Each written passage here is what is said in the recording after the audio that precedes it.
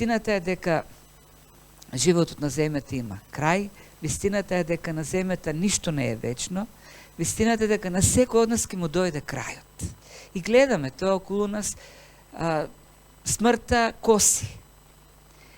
Но надежта на крајот останува во Христос.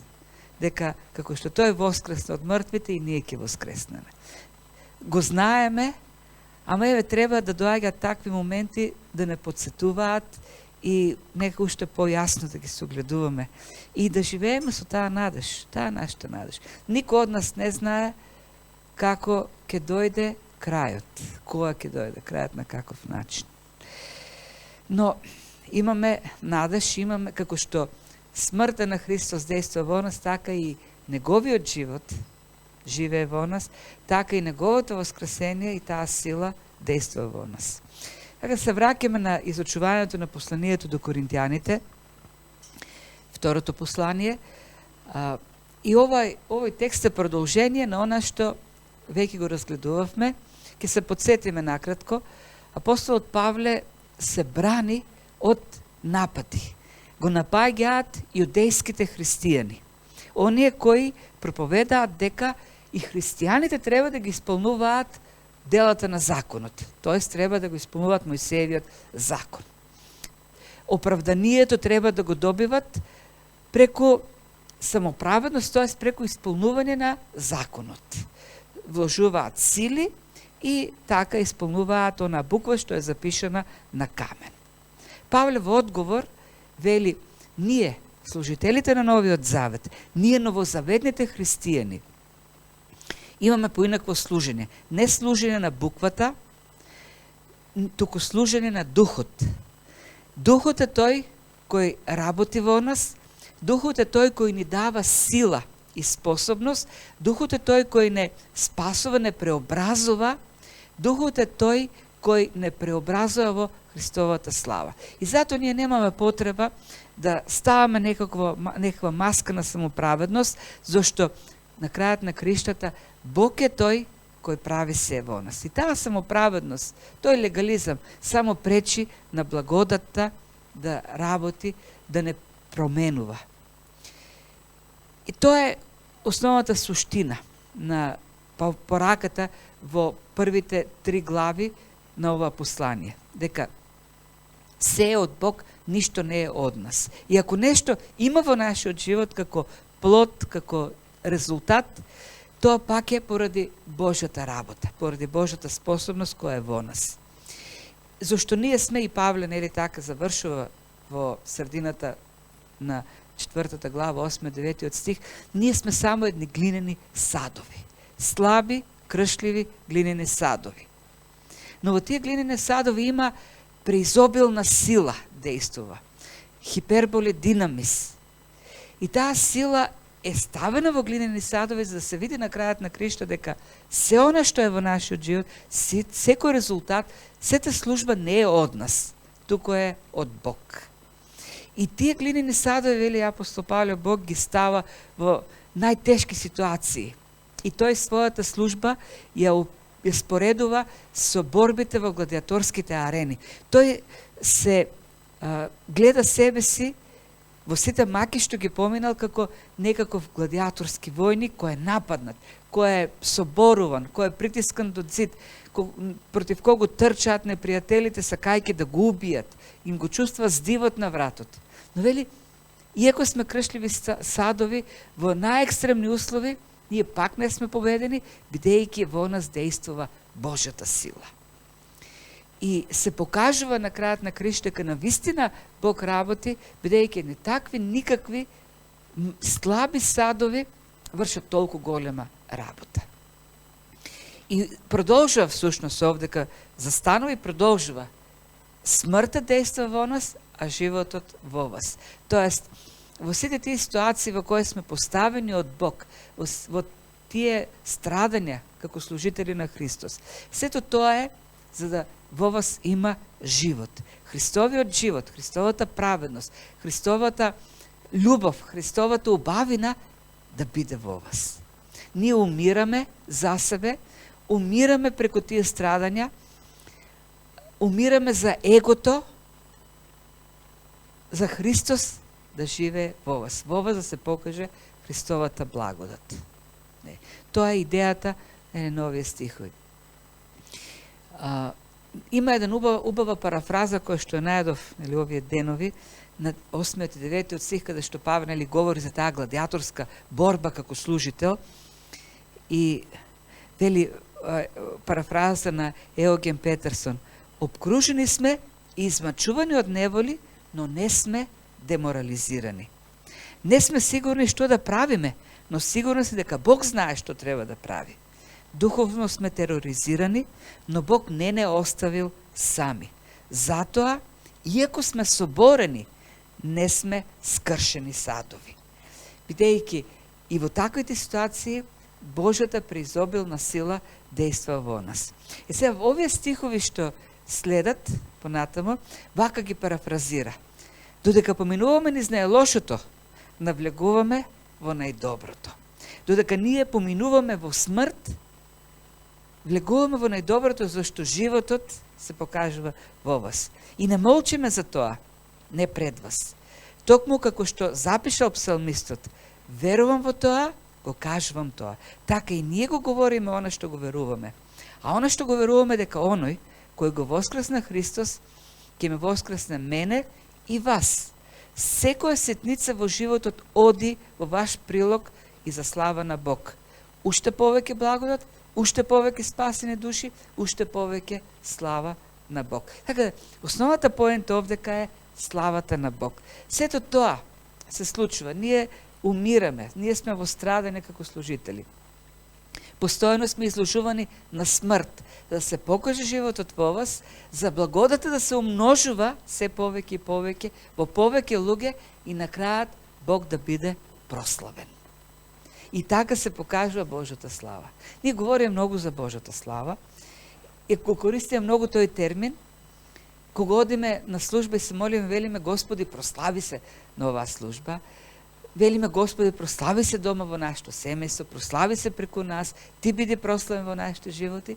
Но што всушност значи тоа? Како се прави тоа? Како се придодава се повеќе и повеќе славата на Бог во нашиот живот? Овој текст говори за тоа. Тоа е некако и кулминација на сето она што Павле го говореше за Божјата сила во новозаветната служба. Да тоа преизобилство на сила или преизобилна сила што дејства во нас. Две идеи овдека се представени во текстот што го гледаме, во покажувањето на Божјата слава. Прво, покажување на Божја слава во црквата како тело, кога црквата како тело служи, го врши тоа новозаветно служење во кој секој умира за другиот, секој страда за другиот и потоа ја гледаме таа слава на Бог преку поклонението, преку оддавањето на благодарност на Бог или како тело, или како индивидуи, и тоа сега и за секогаш, во целата вечност. Така се придодава уште повеќе благодат и уште повеќе изобилува Божјата слава. И уште една работа сакам да овдека истакнам. Гледате, Павле говори за некој псалмист, како што псалмистот пишува. Тоа е 116-тиот псалм што го видовме. Павле својата служба ја поистоветува со службата на псалмистот. Се повикува на тој славен, познат псалм, не знаеме од кого е, не знаеме кој е псалмистот, меѓутоа вели: го знаете псалмот, знаете за што се збори. И јас сум во истата ситуација, ние сме во истата ситуација. И како што тој е во мака, е избавен и оддава слава пред собранието на евреите во храмот, во Израел, така и ние со вера говориме и со вера исповедаме и со вера му принесуваме слава на Бог. Ајде ги видиме тие споредби, со што јас сакам да уфрлам уште една личност голема во историјата на црквата, Јован Златоуст, кој давував коментар на овие стихови, а самиот го живее животот и на псалмистот и на апостол Павле. Ајде да одиме поред. Прво вели: ништо не е заради нас, се е заради вас. И така смртта дејства во нас, а животот во вас. И продолжува, зашто се е заради вас. Што им вели апостол Павле всушност на коринтијаните? Тој во ова послание говори за многу макини с кои што поминува во службата. Колку пати е тепан, колку пати бил во смртна опасност, колку пати бил хулен, критикуван, колку пати бил буквално пред смрт. И во такви ситуации во кои вели, ова е крај век, сигурно до ова веќе нема спас, ова ми е крајот. Многу пати бил во таква ситуација. И вели, сето тоа е заради вас. За животот на Христос да се покаже во вас. И идејата всушност на апостол Павле дека ние како новозаветни христијани умираме, се идентификуваме со Христос, се поистоветуваме со Христос, стануваме едно со Христос, преку верата во Него. А тоа значи дека ние стануваме едно и во Неговите страдања. Христовите страдања стануваат и наши страдања, зашто тоа е единствениот начин во заедницата Христова да има живот. Она како што е единствениот начин за да дојде животот во нас, беше Христовата смрт, така нашите страдања кои доаѓаат како идентификација со Христос, се единствениот начин за да има живот во Христовата заедница. Христовата заедница е заедница на страдање. Секој умира, го носи Христовиот крст. Кој сака да го следи Христос, треба да го носи крстот на Христос. Така вели Христос, нели? Кој сака да оди по мене, треба да го земе својот крст. А крстот е умирање, смрт. Секој умира за себе, за да има живот во другиот. Живее за другиот, не живее за себе, живее за Христос. А да се живее за Христос значи да се живее за другиот. Така се гради зрелост и така има благодат во другиот и така има живот во другиот. Така Христовиот живот доаѓа во другиот. Апостол Павле неколку стиха порано во 5 стих се нарече себе си роб или слуга. А контекстот е страдањето. Тој страда како слуга, тој е слуга страдалник. А таа фраза страдалник слуга е име со кој Христос беше нарекуван во Стариот Завет. Многу од пророците кога говореа за Христос велеа страдалниот слуга. И уште на еден начин всушност Павле сака да каже, нашето новозаветно служење е Христовото служење во нас. Како што Христос беше слуга страдалник, така и ние сме слуги страдалници. И кога ние умираме за другиот, умираме за себе за да живее Христос во другиот, и кога тој е обновуван, тој ќе има живот во него. Не е тоа нешто што ние го посакуваме, зашто светот говори за нешто друго. Светот, филозофијата на светот дека се е за нас. Се што постои за нас. Рекламите што ги прават, производите што се произведуваат, се за нас. Се е за нас. Меѓутоа, ако живееме така егоистички, светот ќе пропадне. Ако секој живее за себе, ако се е за нас, не е за другиот, нема иднина. И современата филозофија, таква егоистичка, го покажува многу јасно тоа. Сите убијци на егото се депопуларизирани, така да кажа. Например, бракот, семејството е таков убиец на себичност. Ти не можеш да живееш себично во брак. Но нема да успее. Родителството исто е добар пример. Родителството не е популарно денес. Зошто? Зошто ако во семејство има деца, родителот веќе не може да живее за себе. Тој мора да живее за детето. Ако го сака доброто на детето, ако сака да има живот во детето, тој треба да почне да умира за себе, за да живее за детето. Тоа е факт, тоа е вистината. Тоа е принципот. Ако родителот се живее само за себе и тоа е основната цел, ништо нема да биде од тие деца понатаму, крај. Но, што прави родителот? Се жртвува, умира, за да може да ги постига целите за неговото дете, да ги постига добрите намери, да има зрелост, да има напредок да има успех. Тоа е тоа. Секој родител веќе не живее, од кога ќе дојде децата, веќе не живее за себе. Живее за тие деца. И тоа е принципот во заедницата.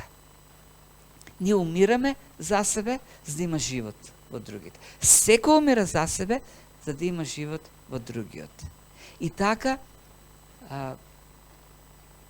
има зрелост, така има умножување на благодата, се повеќе луѓе ја искусуваат таа благодат и се повеќе луѓе се преобразуваат во Христовиот живот.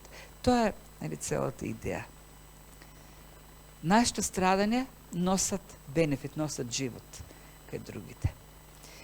И продолжува, веќе кога почва да говори за вера. Продолжува со верата. И тука е врската со псалмистот. А пак бидејќи го имаме тој ист дух, како во Стариот Завет, како што имаа нашите предци, и ние дух на вера, како што напишено поверував и затоа говорам, и ние веруваме, па затоа и говориме. Тоа вели Павле. Веруваме дека е така. Веруваме дека нашето умирање носи живот. И веруваме дека и во нашето умирање се покажува Божјата сила, така да Бог не избавува на крајот на криштото. И кога сме во неволи, во страдања, се покажува таа преизобилна сила на Бог и не избавува, и затоа ние даваме сведоштво. Ние говориме нашата вера, и говориме нашата увереност, и кога сме во страдање веруваме, и кога сме избавени веруваме и благодариме за тоа што не избавил Бог, зашто веруваме дека Божјата приказна на избавување наше, која ја говориме, ќе донесе живот во вас.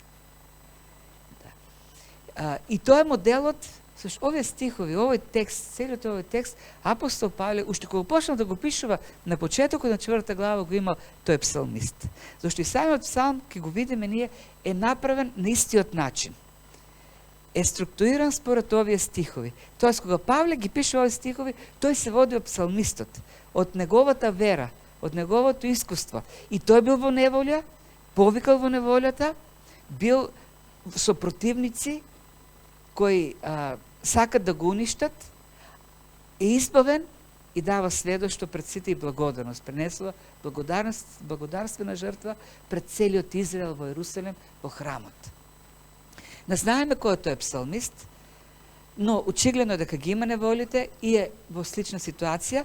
Знаеме дека, и тоа пише во 16 стих, дека е Господов слуга, тој вели јас сум Господов слуга и син на Господова служителка, и мајка му била служителка. Не знаеме, но ајде да го видиме псалмот, веќе прочитавме, и пак да ги видиме сите тие асоциации што ги има овдека од животот или службата на апостол Павле. Вели, се радувам дека Господ ќе го услиши гласот на моето молење. Тој е во неволја и верува дека Господ ќе го слушне неговиот глас. Зашто го приклони кон мене своето уво и затоа ќе го повикувам преку сите мои дни. Смртни болки ме обзедоа. Тоа е во смртна опасност. Павле така го започнува посланието. Бевме во смртна опасност и си кажавме ова е крај веќе. Пеколни маки ме стигнаа, се најдов во неволја и мака. Тогаш го повикав името Господово. О Господи, избавија душата моја. Милостив е Господ и праведен и милосрден е нашиот Бог. Господ ги пази слабите, бев во мака и тој ми помогна. Врати се душа моја во својот мир, зашто Господ постапи добро со тебе, бидејќи душата моја истргна од смрт, очите моја од солзи и нозете моја од сопнување. Одам со благодарност пред лицето на Господа во земјата на живите. Верував и кога говорев. Ова е овој текст. Апостол Павле во 2 Коринтини во 13 стих буквално го препишува, копи-пейст прави оваа фраза од Септуагинтата, од грчкиот превод на Стариот Завет, на овој псалм. Грчкиот превод или грчкиот текст од овој стих, од 11 стих, го препишува во посланието до Коринтијаните, во 13 стих на 4 глава. Верував и кога говорев во голема мака сум. Во мојата необмисленост си реков секој човек е лажливец. Кога ми беше многу тешко и ме напаѓа, сака да ме уништат, тоа што реков сите се лажливци. Не направив добро. Зошто на крајот тој во вториот дел ќе разбере дека и таа мака, е за доброто на другите, за да принесе благодарност кон Бог и другите да му благодарат на Бог и другите да добият благодат од Бог. Тоа е идејата овдека. Таа приказна на Божјото избавување во мене, таа е Божјата приказна која јас се раскажувам. Ја раскажувам пред сите за Божјата слава да се открие во сите. И Божјата благодат, и Божјиот живот да дојде во сите. Има убав коментар, како што кажав од Јован Златоуст, или Хрисостом, наречен на Златоуст, зашто бил ненадменат проповедник во негово време. И кога тој ќе проповеда, луѓето веле, каква златна уста имаш. Има напишано многу коментари Јован Златоуст. Тој служи на крајот на 4-тиот и почетокот на 5-тиот век. Тој Антиохиец, сириец, бил епископ или патриарх на црквата во Антиохија, црквата од која што апостол Павле потекнува, меѓу другото. Апостол Павле потекнува од Антиохиската црква. Антиохиската црква е неговата матична црква. Тој таму служи и од таму тој оди на патувања. Тој на неговите патувања е помаган од Антиохиската црква. Тој со Варнава заедно служат во Антиохиската црква. И во истата црква 300 години подоцна се подига еден друг голем проповедник, служител, Златоуст, Јован Златоуст. И бидејќи бил толку посветен на верата, го викат во Константинопол, кој веќе главниот град на империјата, на Римската империја, да биде таму епископ, да биде таму патриарх, и тој оди во Константинопол. Меѓутоа се соочува со многу маки. Ќе кажам нешто, но прво неговиот коментар на овие стихови од апостол Павле, од 2 Коринтини, од 4 глава, 13 и 14 стих. Вели, Павле не подсетува, неговиот коментар пишува, не подсетува на псалмот кој изобилува со небесна мудрост и е посебно создаден да не охрабрува во опасностите. Псалмистот ги запишува овие зборови додека и самиот е во голема опасност од која не било можно да се спаси, освен преку силата на Бог. Павле во слични околности ни порачува нам, кои го имаме истиот дух, дека и ние ќе бидеме успокоени на истиот начин.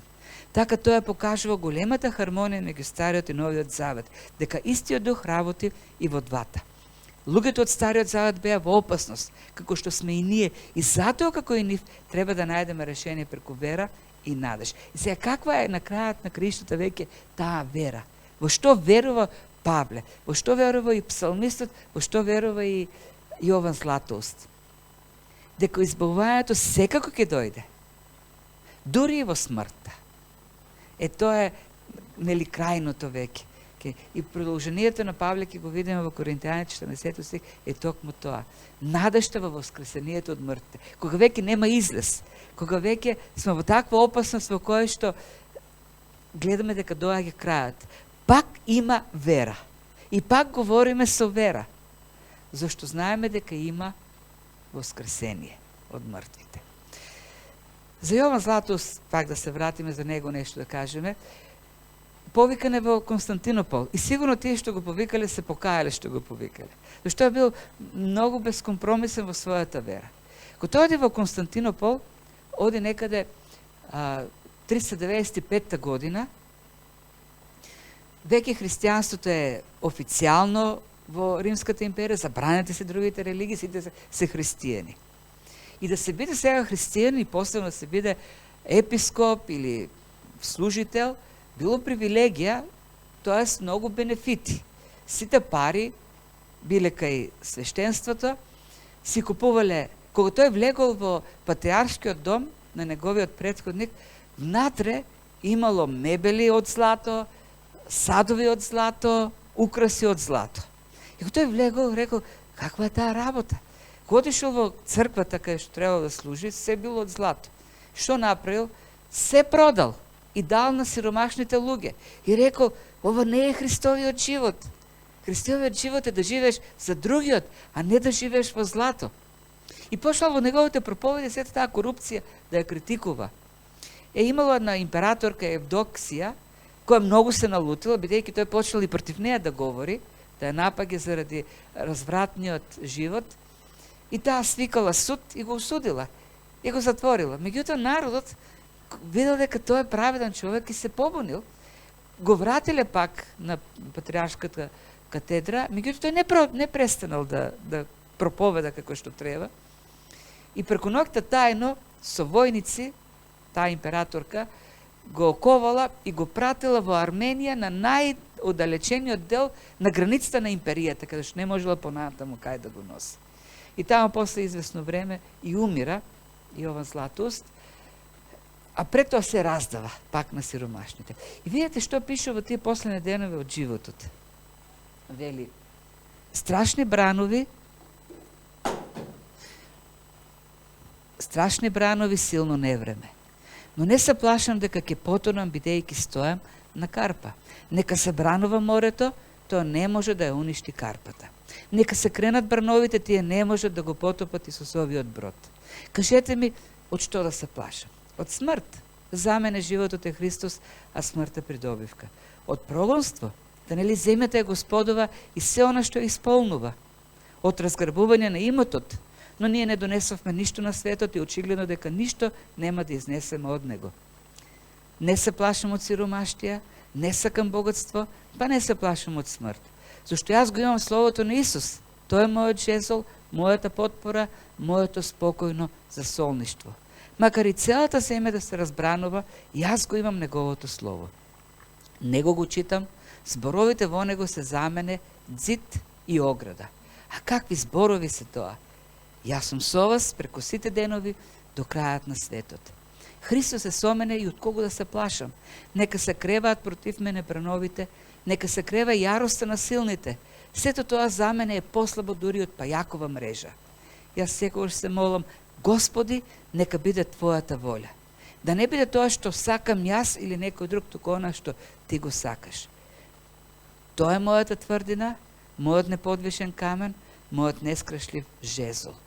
Ако му угодно на Бог да се случи нешто, нека се случи. Ако тој сака да бидам овде, му благодарам. Вели, какви бранови ќе дојдат во животот? Па јас сум на Христовата карпа. Кој може да го потопи Христос, кој е мојот брод? Кај ќе ме протарат? Па кај да ме протарат, таму е Христос. Целата земја е Негова. Што може да ми земат? Па јас ништо и немам. Што ќе однесам од овој свет? Па дури да ме убијат. Што ако знам дека има воскресение? Неговото Слово постојано е со мене. Никој не може да ми го украде она што го имам, најважното, Неговото Слово. А то Негово Слово е богатство. Неговото Слово дека Христос е со нас преку сите денови, постојано е со мене. Тоа е она што, тоа е верата која говори Павле. Верувам и говорам. Христос избавува, во опасностите ме избавува, па дури кога ќе дојде крајот, пак ќе ме избави. И тука веќе не е 14 стих, во кој вели, знаеме дека оној кој го воскресна Господ Исус од нас, Исус и нас ќе не воскресне преку Исус и ќе не постави со вас. Ќе не воскресне и со вас ќе не постави Исус. Која идејата овдека? Овдека сега на земјата ние умираме за да вие живеете. И Бог ни избавува, ни дава сила да го живееме тоа. Невозможно е со нашата сила. Ние сме грани садви, не можеме ние да умираме за да живее другиот. Но Христовата сила која действа во нас не оспособува. И тој живее во вас преку нашето страдање. И кога ќе дојде моментот кога веќе нема да има избавување, кога ќе дојде крајот, и тогаш има избавување. Како што ние се поистоветуваме со Христовите страдања овдека, ние се поистоветуваме со Христовото воскресение. Како што Христос страдаше, ние страдаме. Како што Христос воскресна, и ние ќе воскреснеме. И што значи тоа на крајот на криштото? Тоа тело, таа заедница на страдање, на страдалници кои страдат заради Христос, кои страдат за Христовиот живот да живее во луѓето. Таа заедница воскреснува. И тоа е заедница не само на страдањето, која е заедница на воскресение. Заедница која продолжува во целата вечност. Вели, ќе не постави со вас кога ќе воскреснеме. Тоест, сите ние, страдалници во Христос, еден ден, кои поминуваат низ болки, болести, страдања, смрт на крајот ќе продолжи пак како заедница на небото. Тоест, ова заедница, вели Христос, вели апостол Павле, нема крај, ништо не може да уништи. Ние сме заедница сега, страдаме, заедница ќе останеме со Христос во вечноста. Ќе дојде моментот, вели Павле, кога ќе отидеме кај Христос, тој ќе не прегрне таму. И во неговата преградка ќе бидеме јас, вие ќе бидете, вели, ќе биде овој псалмист. Таму ќе бидеме сите ние, еден ден во Христовата преградка. Таму ќе биде и Павле, кој заради неговите страдања и ние денес го живееме Христос. Заради страдањата на Јован Златоуст и ние денес го имаме Христовиот живот. Заради страдањата на тој псалмист и ние го имаме Христовиот живот денес. И еден ден сите ние ќе бидеме во таа преградка, а небото ќе каже добро дојдовте. Вие сте конечно дома. Тоа е целата идеја. И на крајот вели, се е заради вас, та благодата која се намножува преко благодарноста на мнозина, да изобилува за славата Божја. И гледате сега как. Имаме страдање, имаме живот, имаме воскресение, имаме избавување во сето тоа, има благодарност.